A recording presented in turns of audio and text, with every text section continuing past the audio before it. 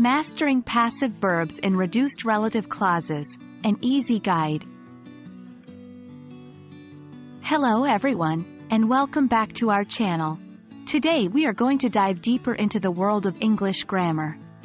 We'll be focusing on an interesting part of relative clauses, specifically, reduced relative clauses. More specifically, we're going to learn about forming reduced relative clauses with passive verbs. Let's make this fun and easy, shall we? First, let's do a quick recap. Reduced relative clauses are a way to simplify relative clauses in English. They're more informal and you'll often hear them in spoken English. They make our sentences shorter and easier to say. For example, the sentence, "The man who is standing over there is my teacher," can be reduced to, "The man standing over there is my teacher." Here, the relative clause, "who is standing over there," is reduced to, "standing over there." So what about passive verbs? In English, we use passive verbs to indicate that the subject of the sentence is being acted upon, rather than doing the action. For example, in the sentence, "The cake was eaten by the children," was eaten, is a passive verb. One easy way to recognize a passive verb is to look for a form of to be verb followed by a past participle, the third form of the verb.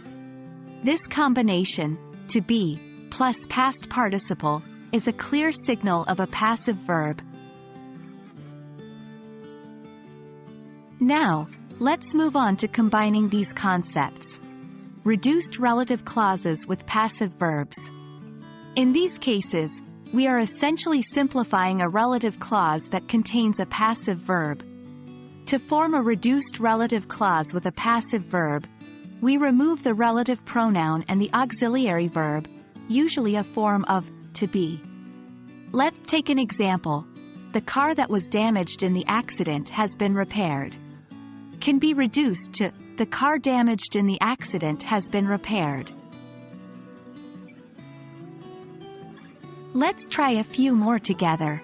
"The letter that was written by Sarah was very touching," becomes, "The letter written by Sarah was very touching." "The building that was designed by Frank Lloyd Wright is stunning," becomes, "The building designed by Frank Lloyd Wright is stunning." I encourage you to practice this at home, perhaps by taking a text and trying to reduce the relative clauses.